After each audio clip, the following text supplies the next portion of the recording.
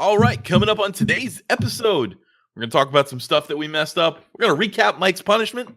We're going to talk about Robin Hood, robbing from you and giving to the rich for some money. A 21-day challenge in China that is not a multi-level marketing scam. The CCID public blockchain rankings. EOS troubles. I wish we could go a flagship or two without talking about those. We're going to go around the world with crypto, talking about the Czech pirates. We got like 4 rants listed ready for you and a few mailbag questions on this episode.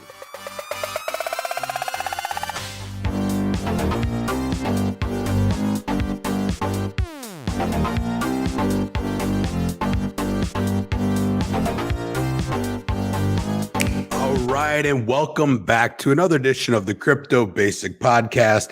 My name is Michael Aki, and I'll be guiding us through today's Friday flagship number 38, coming at you on September the 21st, 2018. Joining me today, my 2 co-brothers from another mother's, Brent Philbin. Oh, what's up, pimpin'? And Kareem Baruche. Yo, be connect. All right, that got weird real quick. For those of you that are unfamiliar with our Friday flagship, this is our weekly recording where we discuss all the current events, the news, and other nonsense that gets tossed around in this cryptocurrency space. And I will not invest in shit coins. Gentlemen, let's get started off with some Doge. Brent, you're up. Yeah, we did our Doge 101 on Wednesday, and we messed a couple things up, as we often do when we do these 101s. They're proof of work, but they have a merge mine with Litecoin, so they're kind of beholden to whatever happens on the Litecoin network, and they don't really have a whole lot of say in that. And one of the developers actually replied to a post that I put in the subreddit, but he didn't reply until after we recorded the episode. And he went over a bunch of different things. He didn't like some of the wording I used. More importantly, we got most of the information right. I was confusing Jackson, the creator, with being a developer. I guess they had such a split early on that they're not really. They almost don't like each other. His exact words were, "Jackson owes me some beers. See if you can collect for me." He's not talking to me or something like that. So and. Also, they're not on Binance. We said they were available everywhere. Quick side note, can you imagine if that was really it? If there was not like an underlying message, like literally he owed him like 3 beers, and he's like, "No, fuck that guy." He drank my natty light, and he didn't replace it. That would be a very not Doge thing to hold such a grudge, Kareem. So that was it. Yeah, they're not on Binance, even though so I took that for granted. I knew Doge was kind of like everywhere. You get them on Robinhood. I don't know how they haven't won one of those community votes. Right. No. So I'll actually tell the story there. I was doing the hosting for that episode, and I remembered I had a transaction early on where I told a story where I used Bittrex to Cryptopia to do a transfer, and I used Doge because it was cheaper than even Litecoin at the time. And I remember thinking, like, which of the other exchanges was it other than Bittrex that I did that with? And I was considering Binance, but in my timeline in my head, it was going to be around the time that Binance was super young, and I was like, okay, it probably wasn't Binance, but for some reason I thought they were on there.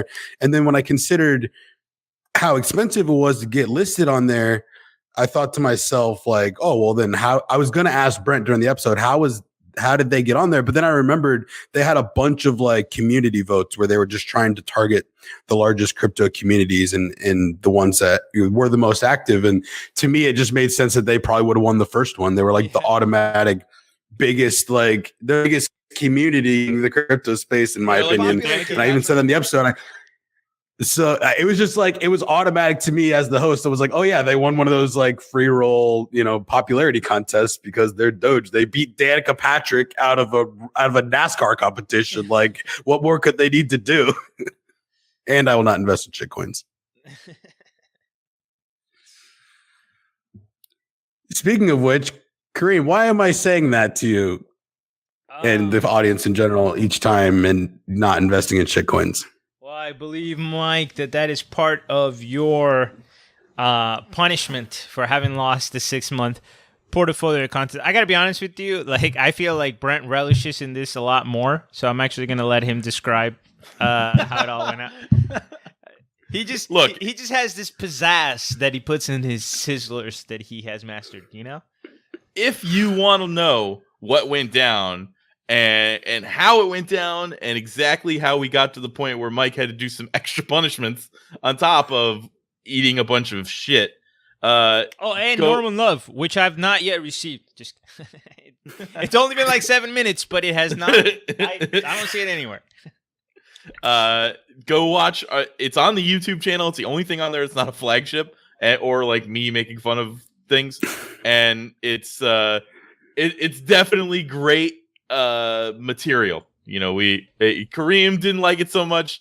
Kareem started to feel really bad in the middle. I'll be fully honest. My favorite part of the entire video is how much Kareem is cringing the whole time. Like it was almost like Kareem was suffering as much as I was. It was really entertaining. Yeah, that was. I was like, this is not winning. I was like, this doesn't feel like winning at all. I hate it. So if you want to watch Mike try to eat some stuff and then end up getting some extra punishments, go ahead and do that. But today he is required to say he will not invest in shitcoins at the end of most or all of his statements. I just realized it would have been so much better if Brent lost, because I would have like made him do exercise, but I wouldn't have felt like shitty about it because I'm like, nah, man, I'm helping you. Keep walking. I just feel like I could have actually enjoyed that punishment, Brent, a little more. This was a little bit too gross. All right, let's get started with the news section, guys. We recapped this very early on, but Robinhood is selling your data and possibly not investing in shitcoins. Brent, what's going on here? Time out. I'm actually really interested in this story, Brent. I haven't read it yet, but if you remember, when we talked about Robinhood back in the day, my main question was, how the fuck do they make money? How does Robinhood make money? Just that title that he just read already started like firing off. Yeah. Okay. So any good service that you use in all of your life, from this point forward for all of eternity, if they have a good product and they're free, and it's like it's not clunky, like it's open source or anything, they're selling your data. Yeah. That is just, you're the product. If they're not shoving ads down your throat, there's no ads anywhere on Robinhood. You can go through and have an entire experience where you buy stocks. And that's it. Guys, what do you think this show is? This is the best crypto podcast in the entire world, and we are stealing your data, every one of you. Please register at cryptobasicpodcast.com and do not invest in shitcoins. So, yes. We're not selling your data. Just to be clear, we're not selling your data. You can keep listening. Yeah. Not yet. Keep listening. So they're selling not like your metadata like a lot of these companies are, but any of these companies are definitely selling your data if there's no ads. You're the product. So we in our security episode, we talk about a lot of the ways where you can mitigate the privacy issues that may pop up, but the end result is you need to be okay with being the product if you're using something like Robinhood. Now, they have like also a premium feature which nobody uses really, so that's why, you know, it looks like maybe they're not 100% selling your data, but okay, they are. What are they doing though? What exactly are they selling? They're selling your trade data, how you trade, why you trade, when you trade, what price you're willing to buy at, all that stuff to high frequency traders. They're not selling, you know, like your cell phone records to Facebook or whatever. Like they are selling your trade data to high frequency traders after you make it, not like before, so they can take advantage of the price movement or anything like that. So Kareem, my question for you is, how useful would it be to have a tremendous amount of hand histories on a large group of people in poker? No, of course. Being obviously like the light bulb clicked in your head right away, but to kind of give the audience an idea, like being able to figure out which passive decision making that large groups of people are making allows you. And if you recall in our game theory episode, we talked a lot about species, where species can be just any group in the game theory like concept where they are rational thinkers in a certain type of way. So the more that you can divide rational thinkers into certain types of categories, the more information you're going to have available. This is able to trade, trading bots. This is basically training artificial intelligence on trading. And do not invest in shitcoins would be the purpose of that. Thank you, Michael. Yeah. So there's a lot of valuable information there, and a lot of information that your crypto YouTubers don't have when they try to tell you where you should buy the dips and where the resistance are and all that shit. That the high frequency traders are mostly getting this on legacy stock data, but they could be getting it on crypto too. And it is important to note that it's going to be really hard to beat the people who are paying for this information because it was a lot of money. And again, it's not metadata. So far there is no indication that their program can glean metadata or that they're selling it if they can glean it, but I don't think they can. So remember, we had a problem with Facebook because the information that Facebook was selling was not the information that you expect it to be selling. They're selling all this other information that you're like, how the fuck do they know how many phone calls I'm taking? Like, what? And that was why we have such a big problem. But if you use something like Robinhood, you just got to know that they're going to be leveraging what you're doing on their app to sell to advertisers. So it's fine as long as it's kind of fine. It depends on what your particular thoughts are on selling data. But as far as like, they're not doing anything shady here. They're not the bad guys. Like, this was posted as like, oh my God, they're fucking scammers. They're really not. Yeah, I'm torn on this one a little bit, and I'll tell you why. There's a part of me that does feel that there's like a negative element to this, just particularly in the sense that by selling this information to a very specific group of people, knowing that nobody else can buy or afford that information and nobody else is going to have access to that information. Well, we don't know that it's exclusive. No, that's true. That's true. But I do know that it's probably expensive. Yes. Right? So my main point here is that as you improve the ability of high frequency traders to make really, really, really precision marginal decisions, in theory, you're taking away equity from the rest of the market. So my guess is that in theory, every time that Robinhood sells a package of data, the people who that data was accumulated on are losing expected value, and that expected value is being transferred to somebody who's going to data mine this data, right? So this company, and they're going to gain a little bit of value. But here's the only part where I'm a little bit kind of torn, and it doesn't bother me as much. Robinhood actually is one of the few services that provides people an opportunity to invest without fees. So from that perspective, you could have people investing that wouldn't have been investing anyway. And as long as they're not trying to compete in the buying and selling and trading, because this is clearly more evidence of one of the things I've been saying from the beginning. Don't try to buy and sell and play the game of being a trader, because trust me, you're outmatched. You're outmatched, outgunned, out-resourced, and that's a losing fight. But if you're not trading against these guys and you're buying and holding for long-term periods, whether we're talking about stock or cryptocurrency, my guess is A, you have a better chance, a much better chance, and B, you can actually really benefit from something like Robinhood's zero fees, and that definitely makes up for the fact that they're selling your transaction data, I think.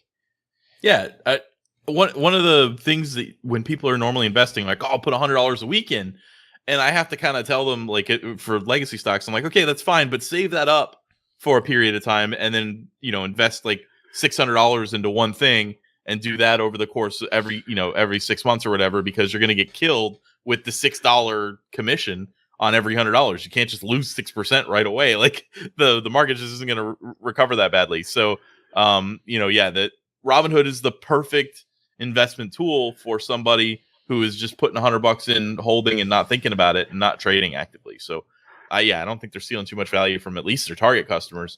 And really, the people that they're stealing value from, like, might have been losing a lot of value anyway. Yeah. This is a really weird dynamic, man, because it's going to be interesting to see how different companies develop this business model in ways that we are approving of and disapproving of, because there's a lot of things where we're the product, right? But it just feels different the way Facebook does it and handle it than, for example, the way Google does it. Even though clearly Google is harvesting my data. Like, for example, I get so much value between Google Maps, Google Drive, Google Photos, my Gmail account. Android. My freaking life is organized through the Google services, and I know that they're throwing ads in my face, and they give me an opportunity to at least curate it, so I kind of can deal with it, you know? So clearly, at least one company has already showed me that there are product suites and there are scenarios where I'm going to be okay with being the product, but also Facebook has shown me that there's going to be a lot of ways in which I'm pissed off that I'm the product and that I feel like I got screwed and that the service I was getting is definitely not worth the invasion of privacy. So it'll be interesting.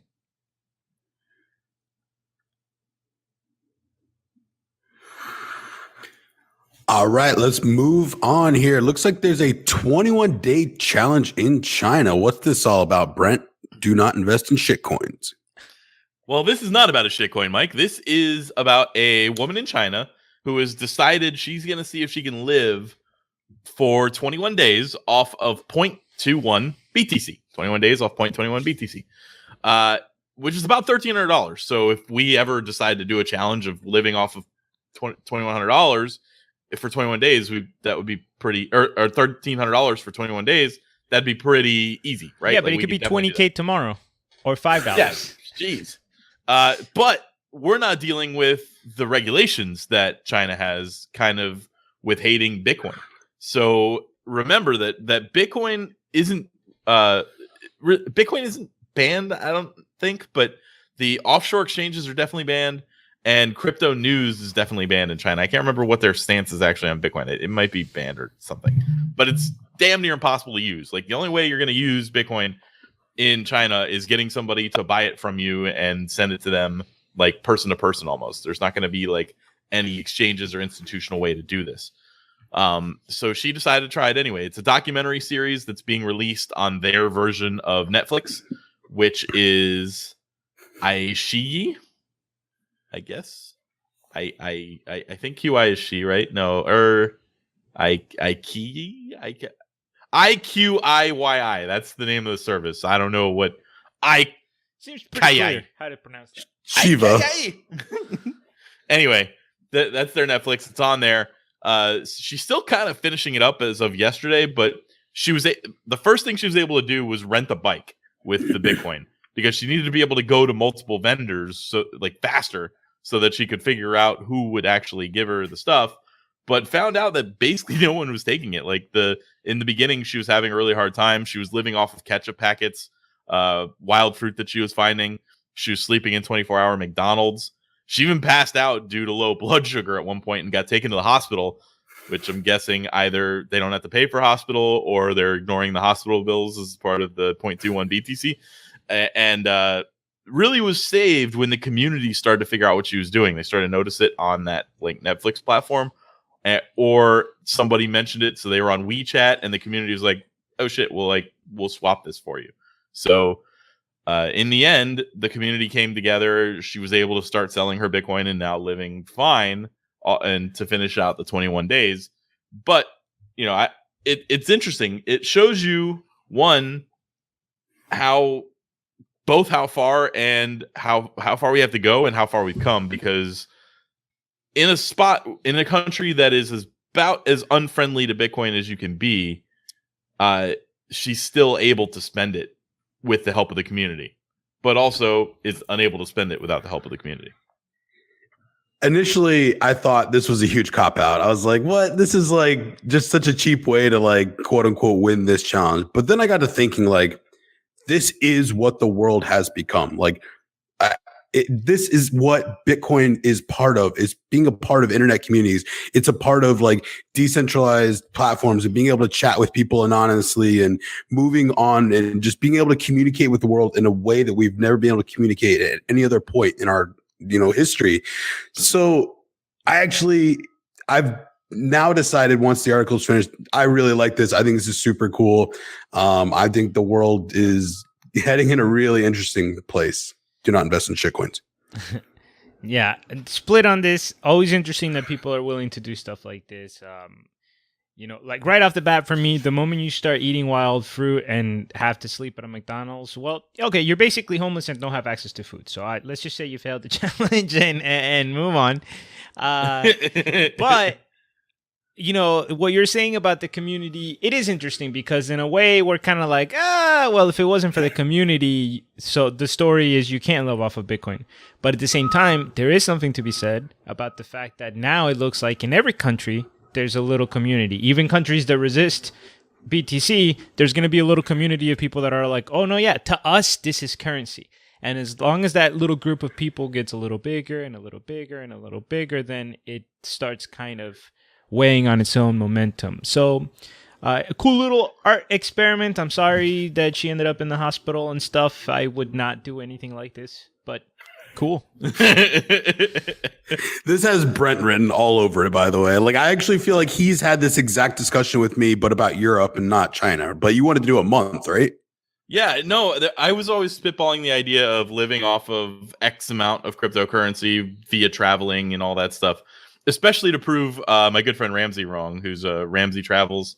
He does like the Cuba stuff. You've heard me talk about him. He's like super anti-crypto, but like also does, he hasn't taken a whole lot of time to understand it. And I was like, I could travel the world with crypto. He wanted to tell me no, and I was like trying to cook up some sort of challenge there. So I don't know, maybe someday I go forward with it and do it, but I'll still sweat it. By the way, side note, crazy news cycle age that we live in, because there's like crazy news every other day. Freaking Cuba has a new president, and I feel like nobody even talked about it. I feel like that would be huge news. Like, oh, Cuba, new leader. Nobody's even talking about it. It's like, well, the president isn't really the powerful one there. Right, it's still Raul or whatever. Yeah, Raul is like the head of the Communist Party or whatever the case is. But the new president has done a couple cool things. Like the new president is trying to legalize gay marriage. Yeah, I saw which that. Yeah, like cool. Castro rounded up gay people and killed them. So like that's a pretty Fidel, not Raul. Raul's daughter, I guess, was big for gay rights movement in Cuba. So Cuba is always this interesting thing to kind of like watch happen. If you haven't gone, you should go. Like it's really cool. It's nice. It's affordable. It's really too. Untouched.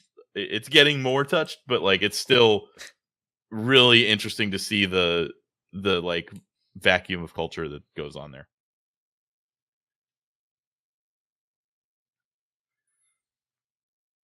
Let's move on to the next section. Looks like some public blockchain rankings. Kareem, what's this all about? Yeah.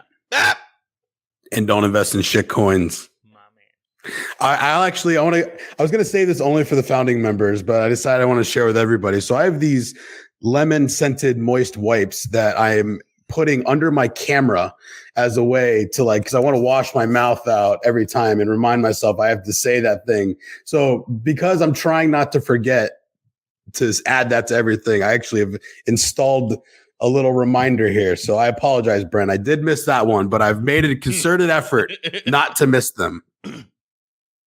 And do not invest in shitcoins. Cool. And Mike, real quick, how many of those packets do you have there? One in my immediate reach, but there might be a couple others. And don't invest in shitcoins. Okay, cool. Anyway, so Brent Misfilbimus, yes. Mikey, do you guys remember when the rankings of the cryptocurrencies first started coming out and everybody's like, oh my God, this company said this and then the Chinese. All right, so we have round 5 of the CCID. Now, this is a company, it's a Chinese IT initiative under the Chinese Ministry of Industry and IT, Information Technology, right? Specifically, they're only ranking public blockchains. I think that'll become more and more relevant into the future where there's going to be more and more private blockchains, and this is really focused on, of course, the public ones. But my first impressions, they were terrible. It sucks. Like, I don't even know who's making these rankings, guys. Right off the bat, the number one... I just scrolled down. No, stop scrolling it. Yeah, okay, fine. Go look at them. The number one ranked coin because of its overwhelming technology ranking. So these are rated in 3 dimensions. Technology, basic technology, applicability, and creativity. EOS is the highest rated coin with a technology score of 100. The next best is like 77. All right, so that's one of the first things that jumps Wait, up. no, it's 100.9. Is this a scale of 1 to 100? And they were like, this is so good. Such the future. We got to put a 0.9 on the end. We're like, that bitch is an 11 out of a 10, bro. They're like, we're gonna give it 20 points per ICO. That's 100. All right. So the first thing that jumped out right off the bat, EOS is number one overall. Really, with the tech score, by the way, of all the things that you can say that EOS is doing well, really the tech, when they're getting hacked left and right and their smart contracts are being breached, okay, sure, whatever, no problem. Second thing that kind of stood out to me a little bit, in the top 5, number 1, Steam. Number 3, BitShares. Number 5, Steam. Like, is this Dan Larimer's best friend over here making these rankings? Real quick, like we've said this from the start, unfortunately, there's just not that many like solid working products. And like, I think to somebody like this, that is using a non super educated crypto to create a design, like I can easily see scenarios where people are ranking these very high. It makes and sense don't invest in shit coins. That Steam and BitShares and EOS are up there. Like they do, Steam and BitShares work. They do exactly what they're supposed to do. Now Steam might not do it properly. BitShares might not have the liquidity that they wanted, but the products work. Right. Okay. Fine. Now here's where I really want to go a little bit further to really prove to you guys that whoever made these scores has no idea what they're talking about. I'm going to make some very wild accusations. I'm going to say that they picked some of these stuff to make it look good for Larimer or whatever. Because look, Brent, you said, for example, Steam. The one thing we can say about Steam is that it's a working product, right? Well, they have its applicability score at an 8.8. It's the lowest in the top 10. Here's another interesting fact. Look at the creativity score. You have something like, for example, Ethereum has a creativity score of 27. EOS 26, when EOS is basically just another Neo or Ethereum or whatever. But okay, 26 creativity score. Hey, what about IOTA? I'm not a big fan of IOTA, but look at the creativity score, 6.2. The first directed acyclic graph project has a 6.2 creativity. What are they talking about here? These numbers don't make any sense. They're just throwing shit out. Bitcoin, they have Bitcoin ranked really low. Its overall score is 93, but it's because they gave it like a really crappy technology score, and in order to boost it, they just like increased its creativity score. Oh, it's a 36.3 creativity because it was the first one. But we'll just say the technology sucks, and it just whoever made these was just throwing numbers out. All right, this is zero credibility. Actual zero credibility. EOS is not the best cryptocurrency. You missed my favorite one that you had in your notes, and don't invest in shitcoin. Oh, which one did I have in my notes? Hold on, I gotta. Ethereum Classic and Ethereum. Oh yeah. Oh, this one made me laugh so hard. The creativity score for Ethereum 27.3. Ethereum Classic 6.8. Obviously, they looked at it and they're like, Ethereum Classic, that's just a copy of Ethereum. They didn't even look into the background. So, who made these, bro? This is a joke. Chai, listen, I'm going to talk directly to Xi Jinping now, because I know he's listening. He's listening to the show. Whoever's doing these for the ministry of the thing, change it up and get somebody that I would recommend somebody that knows anything about cryptocurrency as an initial thing. There you go. That's it. We are idiots, and I will go ahead and offer my services to the People's Republic of China. I'll come over there and take only double whatever you're paying this person, and I will do the job just as well. Keep in mind, Brent is most known for his excellent selection of Bitcoin Private as his favorite coin No! Stay! of all Stop time. backblocking me!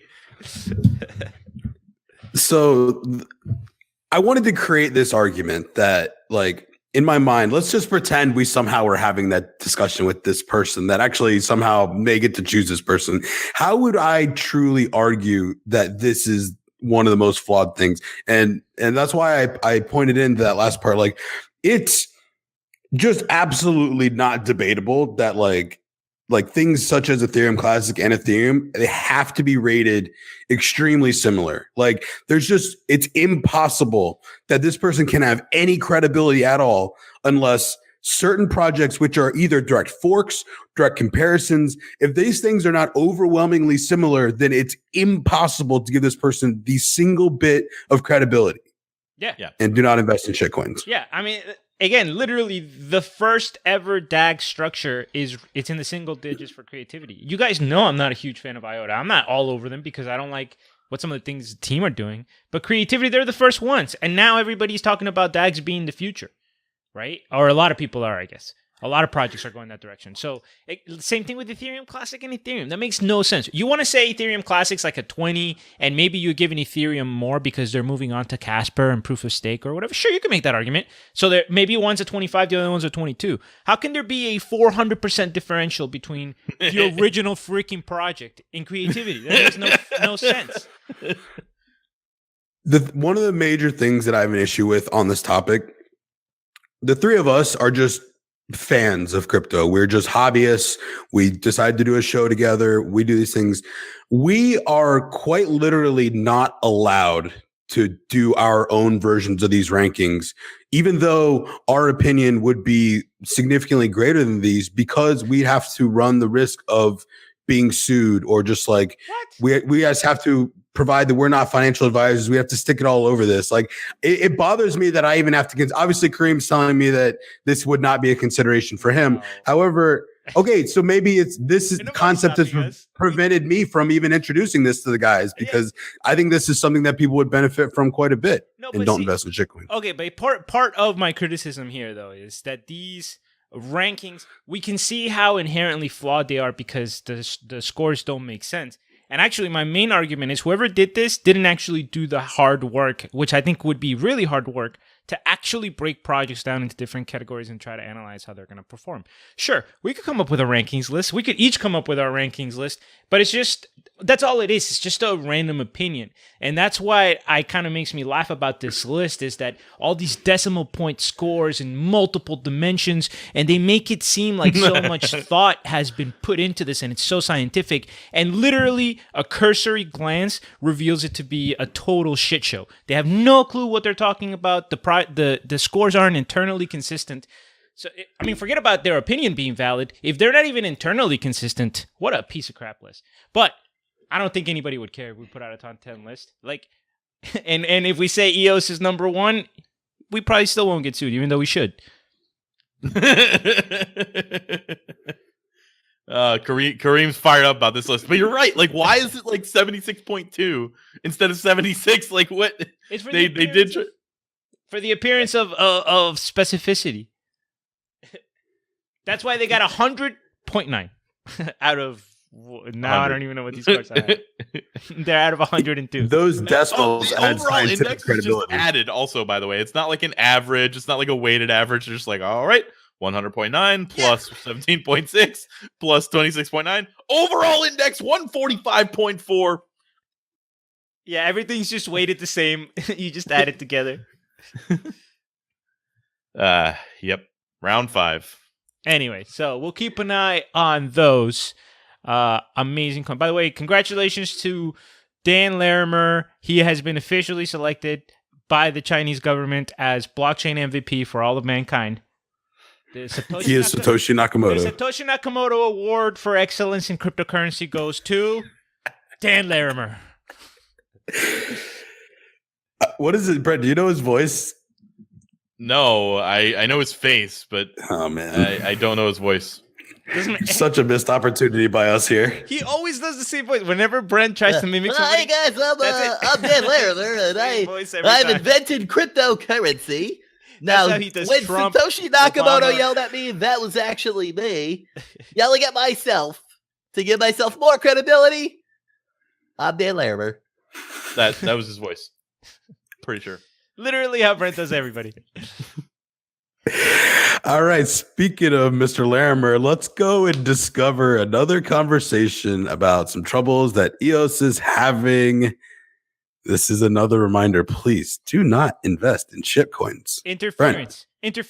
I would like to retransition to Brent. I'm just going to intercept this ball real quick. Take it back. And Brent, I would like you to tell us a little bit what's going on with the top-rated cryptocurrency in the world. EOS, top-ranking basic technology to come out of the People's Republic of China worldwide. Go. What's going on with EOS? Well, EOS is back in our news, and as usual, not good. It's never good. It's never good with EOS when it's in our news. I'd really like to be like saying some really cool stuff about them someday, but we got a couple more issues. We talked about one on Tuesday in the R cryptocurrency chat. We're gonna just talk about it real quick. Basically, their EOS Bets application got hacked. So it's obviously not the EOS blockchain getting hacked; it's the D app. But like the D app is being deployed in such a way that it can be hacked. Basically, someone was able to make bets without actually putting up the EOS to make the bet, and then they were getting paid out if they won from EOS. So, or from the people who were making the bets. So they got away with around $200,000 doing that. I'd heard 600,000 at one point. I don't actually know which number is right. Point is, they were stealing from the smart contract, basically. I'm assuming that like a loss that big to an online casino has to be like detrimental to the whole, like detrimental to the point where it has to like collapse it, right? It wasn't a casino. It was like one of those little smart contracts that they throw onto the EOS platform where everybody kind of like gambles. So it was another user that got drained? Yeah, I think it's basically everybody else that was betting that was getting got, or it was getting that's so much worse. I thought it was like, you know, when we were talking about our cryptocurrency discussion Tuesdays at 11 to 12 noon every week. I thought when we were discussing it there, it in my own mind, it seemed like, because I took the conversation down in a way of like advantage gambling, where like sometimes exploits in the casinos are common in brick and mortar as well. So I thought maybe the casino or the ICO or whatever was taking a big hit here, but you're actually saying it was user to user and like just the people you think. Know what? I don't know. I didn't do that much research into this. I just like think it's funny to hear about the bad stuff. So they do not invest in shitcoins like EOS Bet. Yes. So yeah, I don't actually know whether they were like their own casino making a profit or if they were just like a smart contract that wasn't necessarily making a profit, and it was like, you know, or maybe like whoever deployed the smart contract gets a piece of the fees. Somebody got screwed out of some money. Yeah, somebody got screwed. This was not created out of thin air. Speaking of thin air, there's a company called Tribe, TRYBE, that did an airdrop on airdrop to EOS wallets. So and apparently they fucked it up, like they did it on accident. They had been meaning to send out an airdrop, but they wanted it to be like, you know, everybody gets 10 cents, and instead like people got like $100 or something. I'm making up numbers, but it was a huge difference of a decimal point. So what happens? What happens when you accidentally send the airdrop to all these people and you don't get? You're like, oh shit, we shouldn't have done that. We meant to send a different number. You ask them to send it back. Yeah, no, you don't have to ask. You can just take it back. And I'm not kidding. You can take if you have an EOS token for your company and you've distributed it, you have full control over taking it back or moving it around. I don't know, but it looks like as long as you exist. So you can go into wallets and take it back. Oh. Not like the block producers need to say it's okay. Not like you need to confirm the transaction as your own wallet. They can literally go in and take your tokens out, and it's part of EOS. Not like this isn't a bug; it's a feature. Like, that's why they have the best tech. Boom! Yeah, light bulb went out. I don't know any other wallet that has this kind of technology. Yeah, why would you want a wallet where the tokens innovation right here automatically removed? So the Tribe community put out a little memo that said, "Oops. Our techie messed up. Hope you enjoyed the show. Read more on Tribe." Like, how tone deaf do you have to be to be like, oh yeah, we just took all those coins back. Oopsie. Enjoyed the show, didn't you? And I'm interested to see if anybody sold these coins somehow, and then it got taken back from the people that they sold them to, because that's a legitimate possibility. So here's my initial thought here. I believe in Europe, they use the period instead of the comma to do their large numbers. Like a million would have like 2 periods, I believe. And I've seen situations where like I've looked at a number that was like 10.000 and thought it was like 10 with 3 empty decimal places. Instead, it's trying to represent 10,000. I'm wondering if it's a situation like that where they were like trying to drop 10 of them but the person saw like 10.0 and was like, or 10.00 maybe.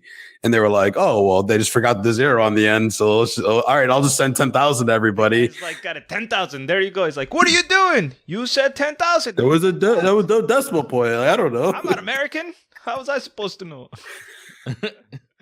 Another fun fact.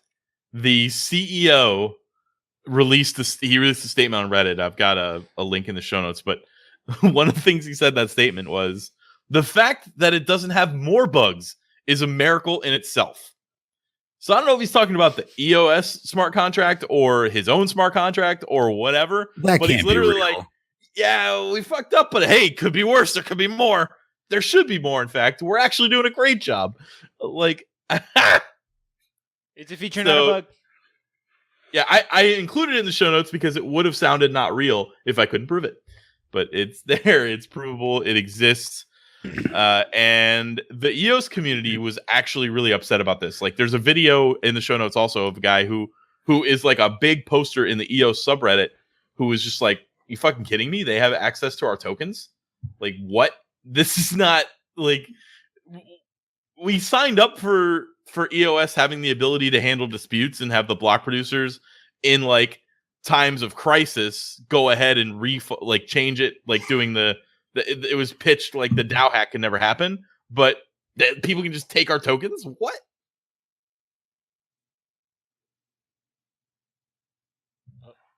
Go ahead, Mike.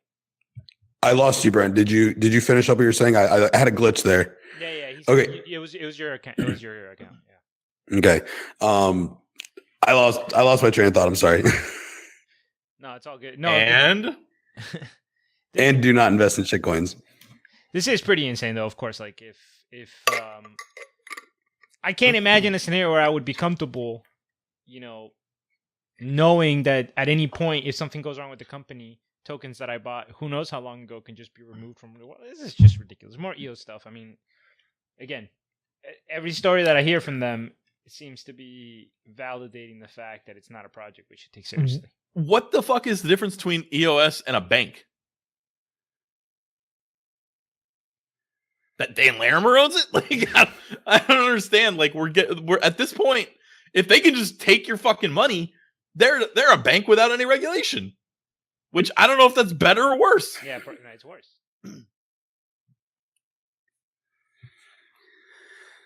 All right. Well, let's move on to a little more. All right, I just totally butchered that. Starting fresh.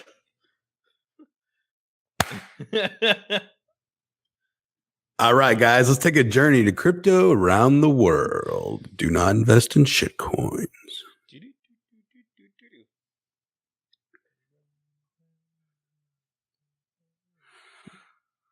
Alrighty, Kareem.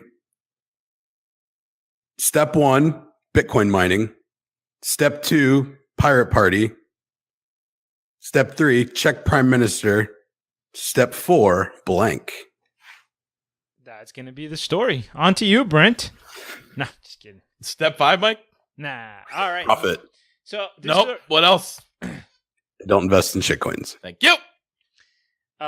This story was given to me by our managing editor over at Crypto Basic Studios, Brent Philbin. He kind of gave me the lowdown on this story. No. I got it from somebody in the Discord.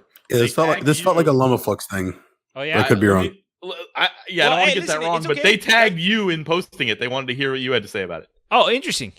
I got it. I did get it from our editor though, Brent Philbin. I was just stating the facts. All right, so Czech Prime Minister accuses the Pirate Party of mining Bitcoins. Here's the story. The current Prime Minister in the Czech Republic basically is getting into a little war of words with some of the people of the Pirate Party because they have been criticizing him for not starting the government's the process of moving government records into an electronic database so that it was Z-Man. It was Z-Man.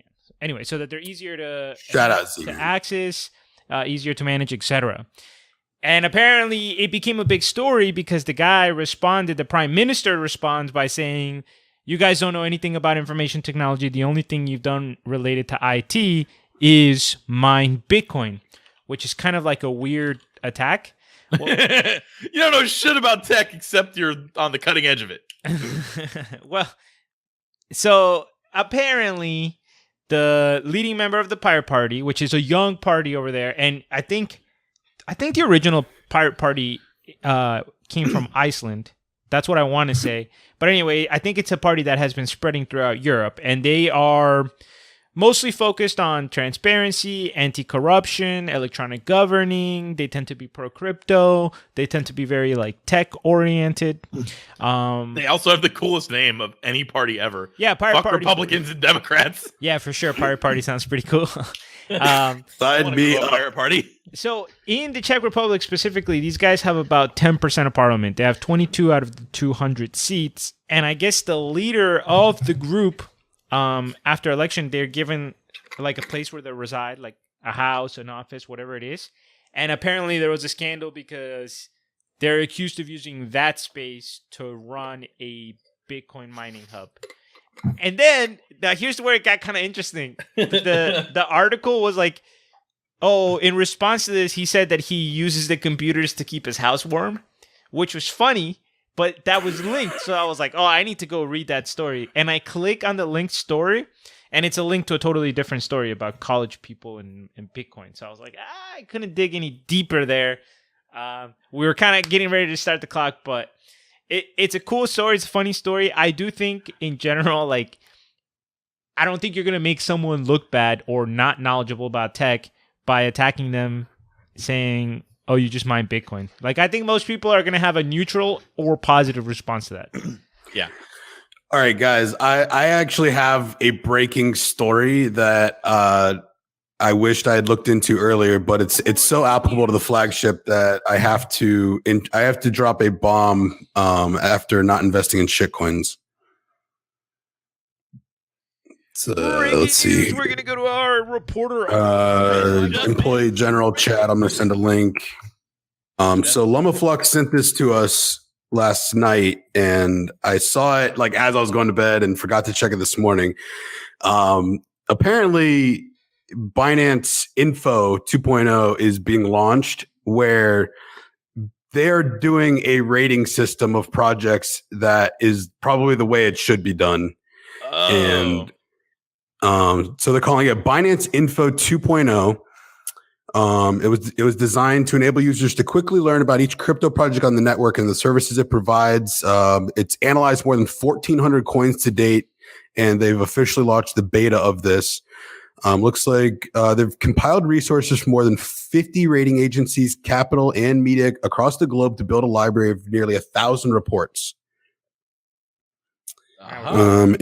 They've got the website here.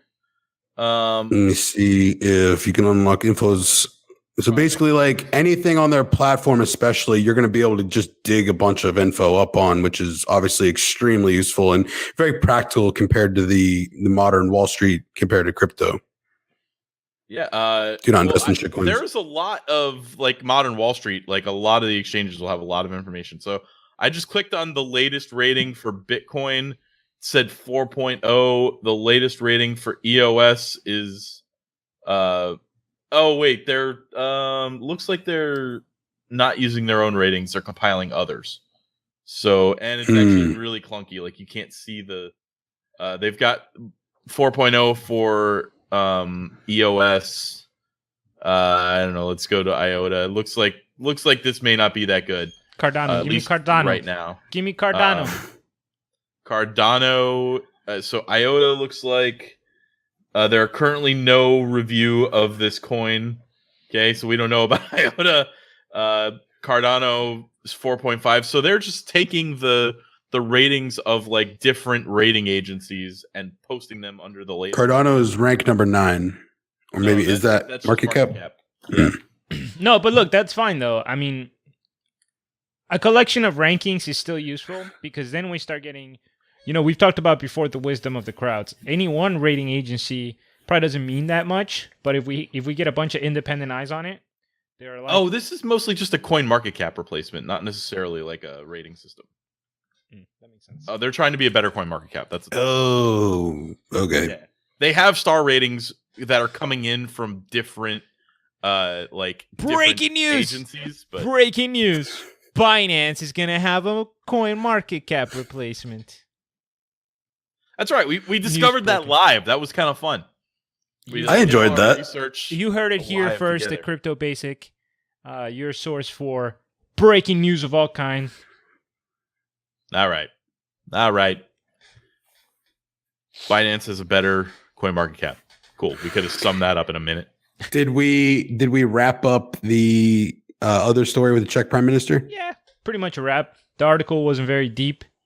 Interesting though. I like the idea that members of government are already being accused of mining too much Bitcoin. I'm very excited about that. Oh, yeah, all right, let's. You're a Bitcoin miner. What do you know about protecting the environment? You only made us put more national parks in last summer. That's all you care about. I can't wait for politicians to start attacking each other. But oh yeah, like you only got into cryptocurrency in 2024. Guys, emergency. It said my C drive's full. Come on. Are you guys ready?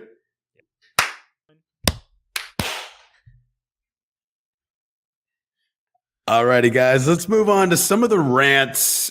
I'm not sure who wants to lead off. Is this all Brent or where is it, what are people inspired I'll talk by about, not investing in shitcoins? So I like this quote by Ben Horowitz, and in this bear market situation where we got a lot of people that are coming up to us and be like, "Ha, I told you crypto was a scam."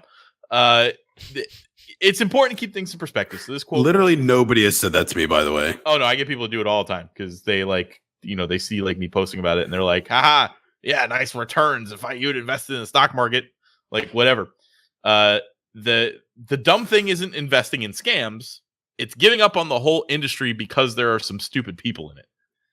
So that is a very, if you get scammed a couple times, well, do your own research. Listen to us. We try to point out scams before they happen.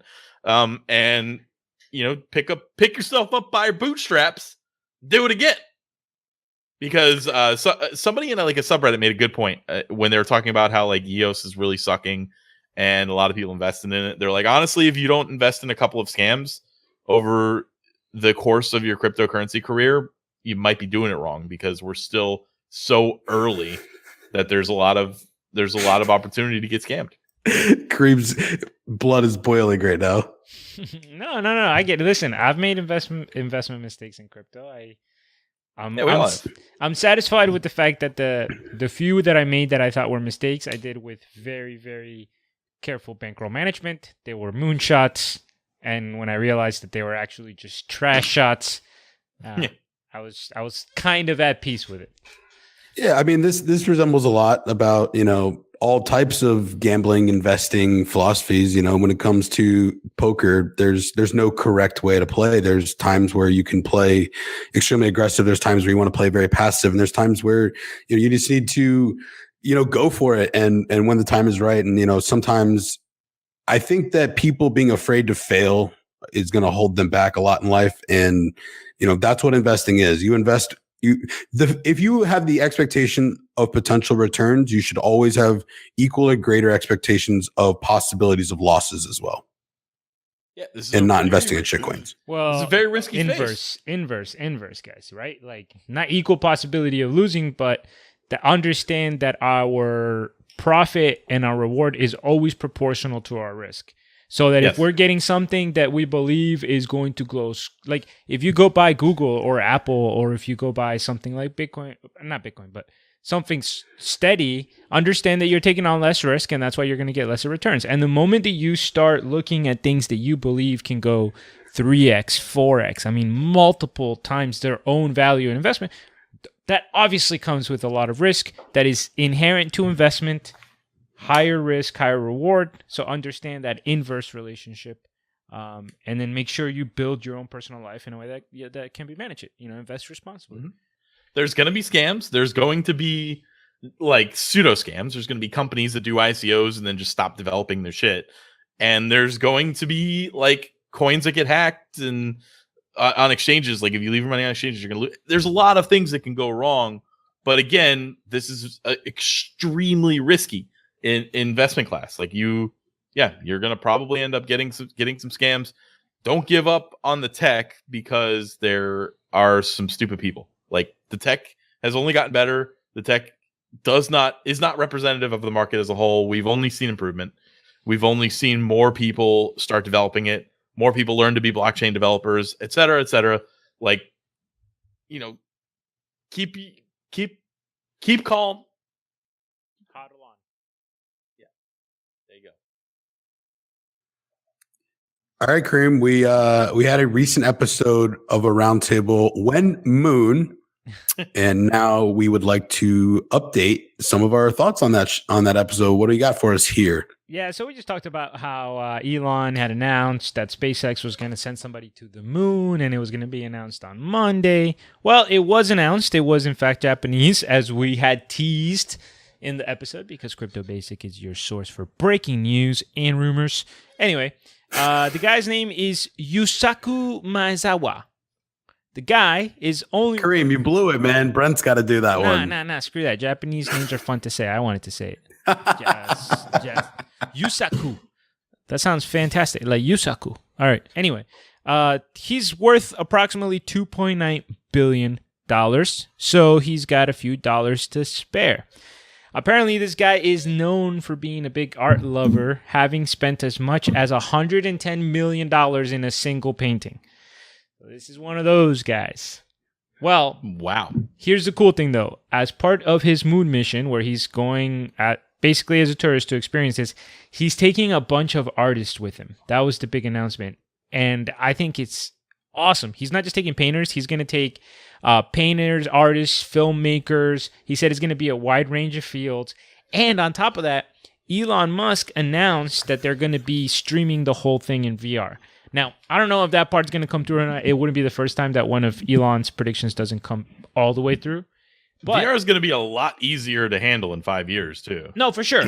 For sure. And honestly, I really love the idea of this project because, not to get too poetic or anything, but we really are kind of tiptoeing into the age of space exploration, right? Like, yeah, we went to the moon in the 60s, but we really haven't been back. We haven't been in a lot of places, but this seems to be where we're revisiting that, right? We're landing on some asteroids. We have robots on Mars. We have now spacecrafts that are gone beyond the solar system and the Voyagers. And now we're really talking about sending humans as far as the moon, who aren't necessarily just trained astronauts. And to be able to send a group of artists to mark that point in history, to make films about it, to kind of inspire a new generation of people. I don't know. It's really exciting. It's poetic. I think it's very typical of Musk.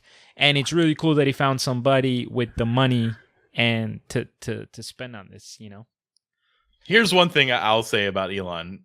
I have never seen anybody more creative in ways that they find to fund their adventures. Like, he's awesome. And you're right. We are tiptoeing into space exploration. We're trying to completely destroy the Fermi paradox. Like, we're going out there. Look, like, seriously, man, when Spanish ships were leaving Europe and coming to the Americas, the people that came back with stories, or the people that came back with paintings, or the people that came back with artifacts, like, they were sparking the imagination of an entire continent. Like, young people were looking at that and being like, damn, I want to go there. I want to see what that's like. I want to, whatever it is. So if you're taking a wide-ranging group of artists with different styles and different mediums, I know it's kind of intangible, so I don't want to be like, oh, but it really does have the potential to inspire a bunch of people, and to inspire, like, society. So on top of the idea that he's going to bring a bunch of particular artists with them, do we have an approximate count of how many artists did they say? No, I mean, my guess is I think it was 6 to 8. Yeah. Okay, so I mean, that's quite a few.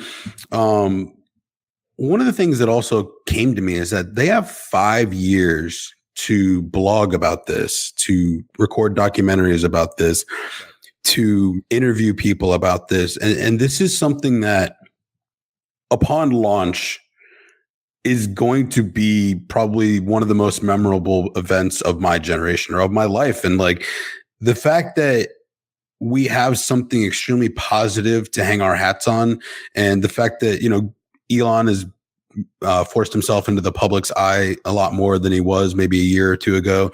I think this is just showing really positive outlook for the human race that for a long time, man, I was really struggling with finding some positive news about. And it's just nice when you see really successful people doing things for the benefit of others.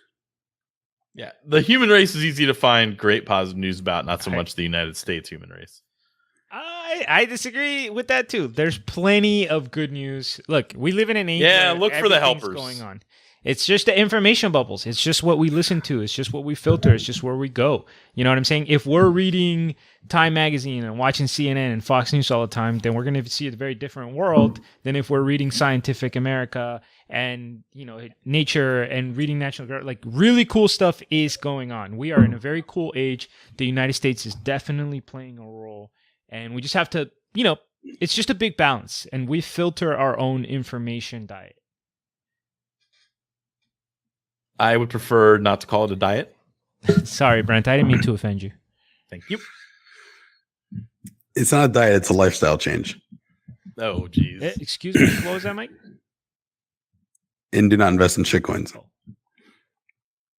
So I had a little rant that I wanted to introduce here. I decided to take the plunge last week and try the Samsung Galaxy Note 9. And overall, I had it for about 5 days, decided that the features that everybody particularly cared for, the people that I talked to, it didn't resonate with me. I decided that it wasn't something I was going to stick with. So I had a T-Mobile rep that was very frustrating to deal with. He just gave me a very slimy attitude the whole time, and I try my best to. Were you in store? I was in store, yes. Not so surprising. I love T-Mobile. The in-store experience with T-Mobile is fucking god awful, and I do everything that I can to avoid it. It is horrendous. Good to know. So I decided to go in because I wanted to check out the new iPhone release. This was last Friday, after we recorded, last Friday before I went in to go play. I checked out I wanted to check out the new iPhone XA or X Max, whatever, and the new Galaxy phone, and maybe just kind of see which one I'd be more interested in. I decided that I didn't like the iPhone and I wasn't looking to upgrade or transition. So I decided I was going to give this Samsung a shot and kind of see what all the hype's about. I decided it wasn't for me. So I go to return the phone and there's a new rep there. And like immediately when I go to return the phone, she's like, "Oh, well, I mean, there's a restocking fee for that." And I was like, "Okay, all right. Well, what is that all about? Or how does that work? Or where did this come from?" Because I had talked with a guy that I wasn't sure what phone I wanted, and he just never bothered to like include that there would be a restocking fee here. So that frustrated me. I think that's a bad user experience. And I kind of like, so then the second girl, she's like, all right. So I have a solution for you. So what you do is after 30 days, there's no restocking fee. So you could just switch your phone to the next one. Cause the program that I have is leased phones where you could change it 3 times a year. It's called Jump on Demand. So I thought, okay, that's kind of an interesting solution. But I don't want to wait that long. And it makes no sense for me to like keep a brand new device opened in a bag for 30 days and to bring it. So to me, I'm just like, no, there's got to be a better solution here. That seems like an incredibly terrible user experience. So I call up the people on the phone, and which apparently Brent's suggesting I should have done in the first place. Yeah. And I did get a very helpful rep that kind of actually answered my questions the way I would have expected the first time, was able to intelligently explain to me all my pros and cons, whatnot. So definitely should have been told about the 50 up front. But even though that I wasn't, the second girl I'm actually more frustrated about, because with these 2 phones on the agreement, I would have to pay a $270 deposit on the brand new iPhone or the brand new Galaxy. If I waited the 30 days, I wouldn't get that $270 back. So, oh my God, I fucking hate T-Mobile stores. So like the second girl's like solution to this whole problem would have cost me an extra $220 in the problem, which like I was like through the roof when I heard about this. I'm like literally sitting outside in the parking lot of this place still.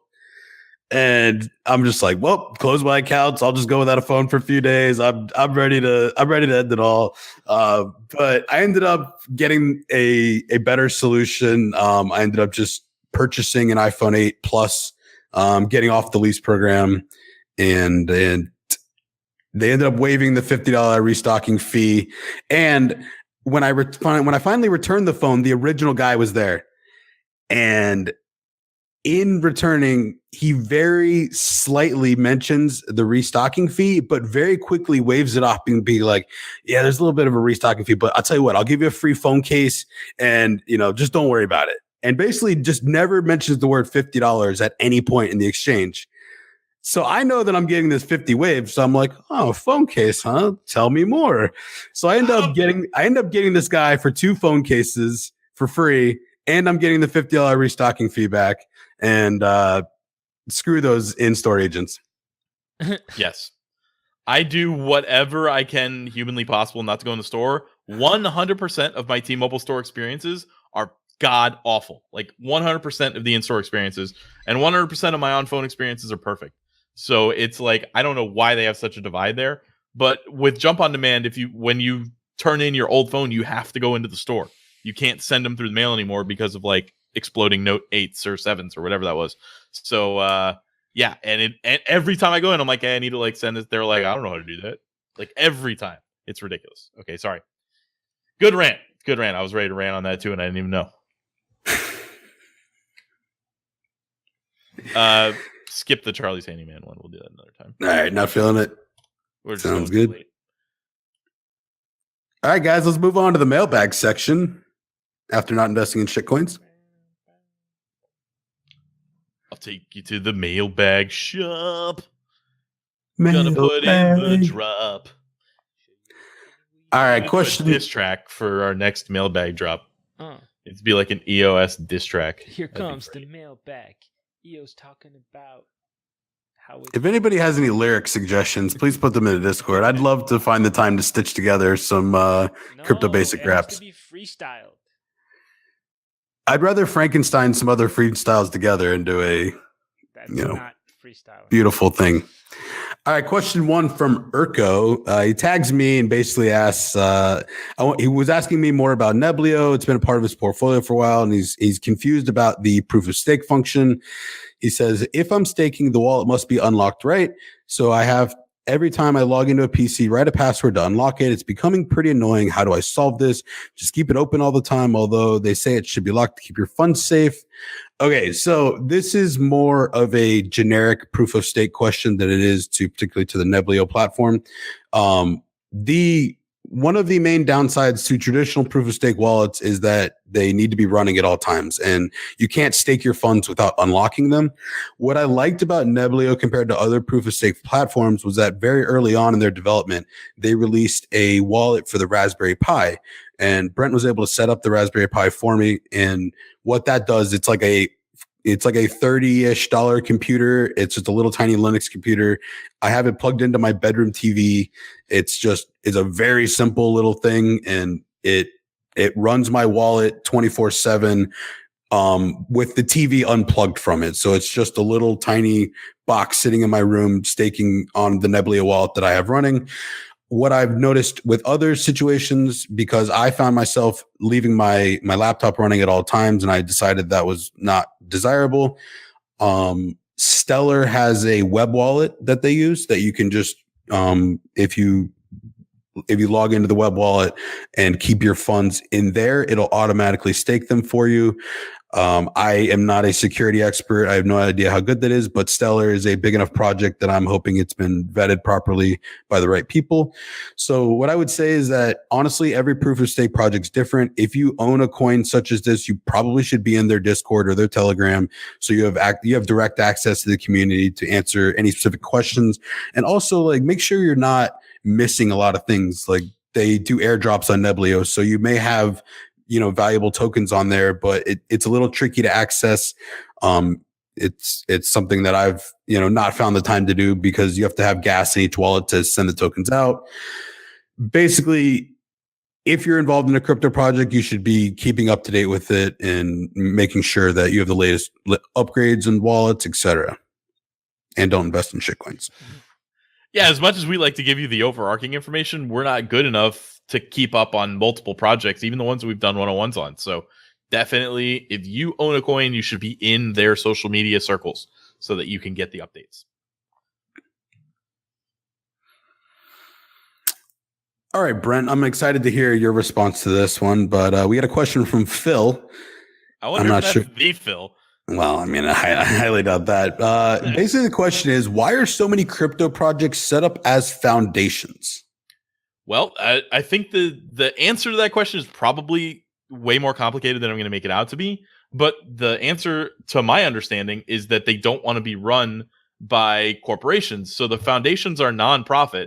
They pay their members who do their things, do the development, do the running of the companies, a salary. But otherwise, they don't take any profit, and they help move the development of the project, but they don't own the project.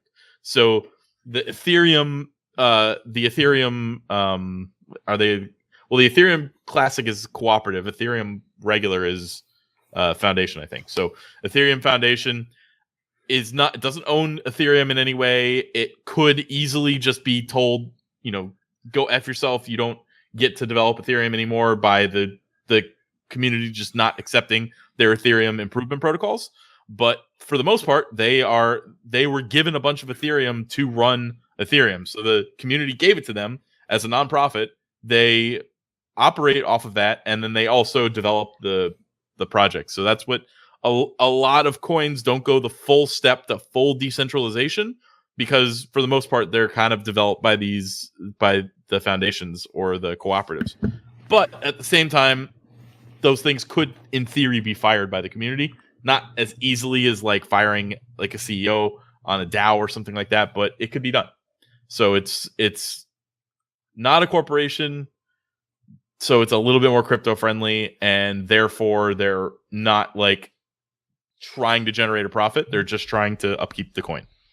Yeah, I think it's something basically like what Brent has said. It's a more foundation is going to provide a more transparent option, and in a lot of jurisdictions, it's going to have very specific rules. So, like, I know a lot of these foundations are set up, for example, in Germany, where the laws about what it takes to be a nonprofit, the transparency laws, the everything. So basically, I think it was originally meant to create more trust in the community, and I also feel that it was just a better alternative until treasuries came along, again, introduced by Dash. And we have seen more and more projects implement treasuries.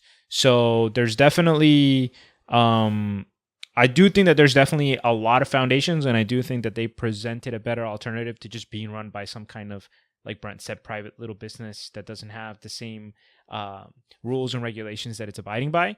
But I also think there are worse options to treasuries, which are more decentralized, more, and I think they're going to become more and more prevalent in this space too, because as IOHK figures out the DAO as a service thing that they've got going, I think we're going to see a lot more implementation of that versus. I agree with you.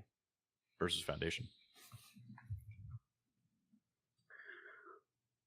All right, last mailbag questions comes from Fancy One Dan. And he basically asked about a Twitter thread. Seems like a strong centralization possibility with proof of stake, saying that exchanges will eventually want to pay you to keep your ETH in there so that they can get more control over the network if and when it switches to proof of stake. So I ended up cutting and pasting a few of the initial tweets and then one that I scanned later on just to simplify it for you guys. But the basic idea is that if Ethereum switches to a proof of stake concept, then a large exchange that holds a very large wallet of this will be staking the entire balance.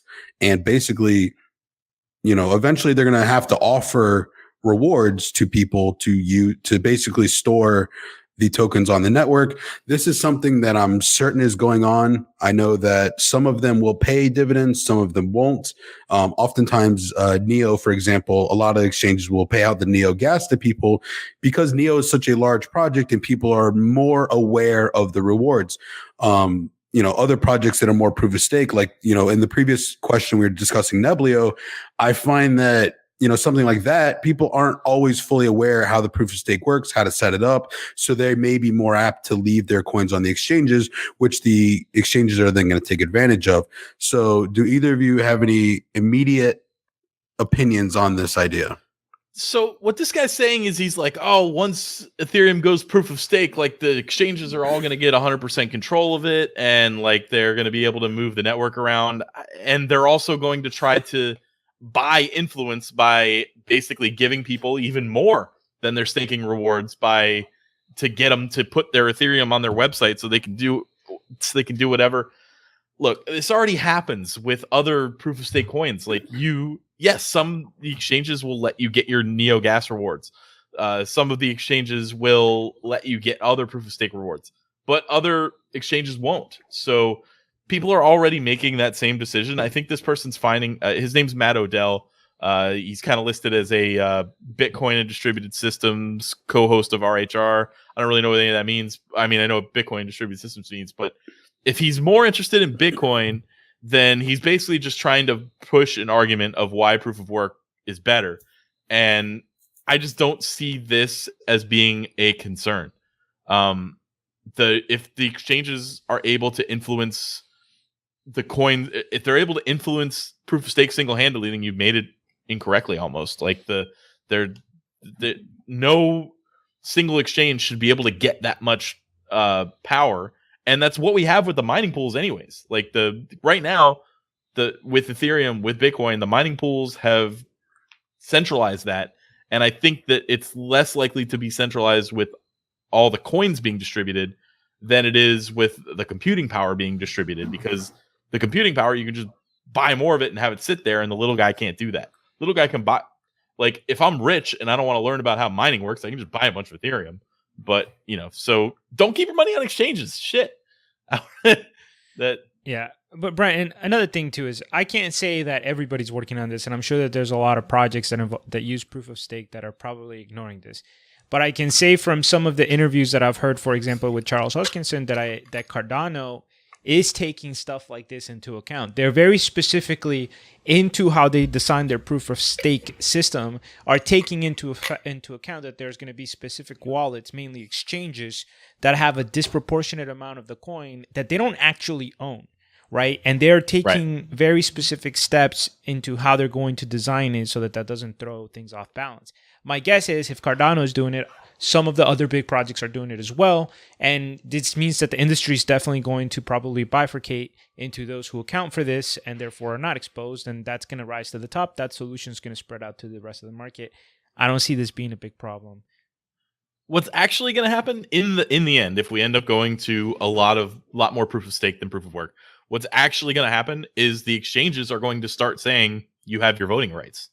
They're going, I don't know if you've ever gotten a notification on Robinhood, for instance, that we've been talking about, or your own exchanges where you own stock and they're saying, hey, there's a vote, please vote on this.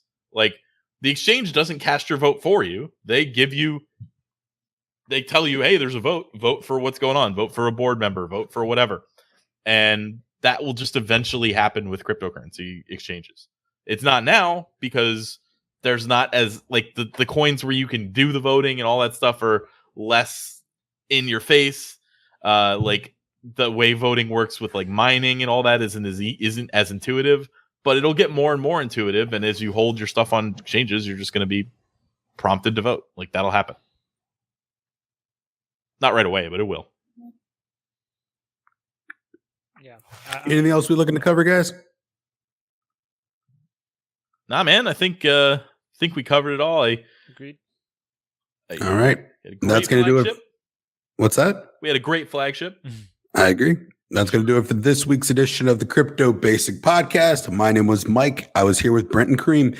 Thanks again for tuning in. And please do not invest in shit coins! ! Also, like and subscribe down there. That's cool. And join the Discord. Lots of cool stuff going on there. Like voting for our future 101 projects. Yeah, whatever. Hey, we're also not financial advisors. That's true. Anything we say is just the entertaining musings of idiots.